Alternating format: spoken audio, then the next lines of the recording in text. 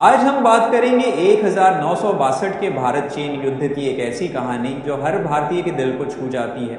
ये कहानी है राइफलमैन जसवंत सिंह रावत की, जिन्होंने अकेले दम पर चीनी सेना को 72 घंटे तक रोके रखा और अपनी शहादत के बाद भी अमर हो गए।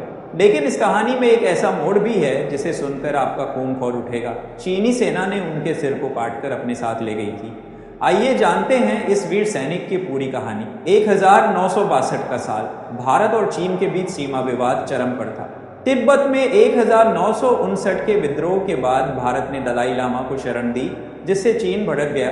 20 अक्टूबर 1962 को चीनी सेना ने लद्दाख और मैकमोहन रेखा पर एक साथ हमला बोल दिया। भारतीय सेना तैयार नहीं थी, हथियार पुराने, रसद कम और ठंड इतनी की हड्डियां जम जाएं। लेकिन ऐसे में कुछ सैनिकों ने हिम्मत नहीं हारी और उनमें से एक थे जसवंत सिंह रावत। जसवंत सिंह रावत उत्तराखंड के एक छोटे से गांव के रहने वाले, मात्र 17 साल की उम्र में सेना में भर्ती हुए।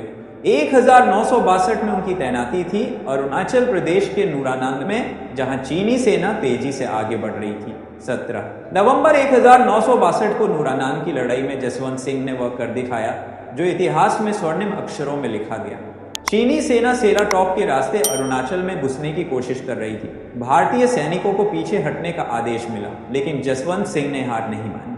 उन्होंने 2 स्थानीय लड़कियों सेला और नूरा की मदद से अकेले मोर्चा संभाला। जसवंत अलग अलग बंकरों से फायरिंग करते ताकि चीनी सेना को लगे कि पूरी टुकड़ी मौजूद है। 72 घंटे तक उन्होंने चीनी सैनिकों को रोके रखा और करीब 300 चीनी सैनिकों को मार गिराया। उनकी इस रणनीति ने चीनी सेना को भ्रम में डाल दिया, लेकिन दुर्भाग्यवश एक स्थानीय व्यक्ति ने चीनी सेना को बता दिया कि सिर्फ एक जवान लड़ रहा है। चीनी सैनिकों ने जसवंत को चारों तरफ से घेर लिया। सेला शहीद हो गई, नूरा को पकड़ लिया गया। जसवंत सिंह ने युद्धबंदी बनने के बजाय खुद को गोली मार ली, लेकिन चीनी कमांडर इतना गुस्से में था कि उसने जसवंत सिंह का सिर काटकर अपने साथ ले गया। ये एक क्रूर और अमानवीय कृत्य था जो युद्ध के नियमों का उल्लंघन था। युद्ध खत्म होने के बाद चीनी सेना भी जसवंत की बहादुरी से प्रभावित हुई। उन्होंने न सिर्फ उनका सिर सम्मान के साथ लौटाया, बल्कि उनकी एक पीतल की मूर्ति भी भेंट की। भारतीय सेना ने नूरानांग में जसवंत वॉर मेमोरियल बनाया, जहां उनकी याद में एक मंदिर है। आज भी सेना के 5 जवान उनकी सेवा में तैनात रहते हैं।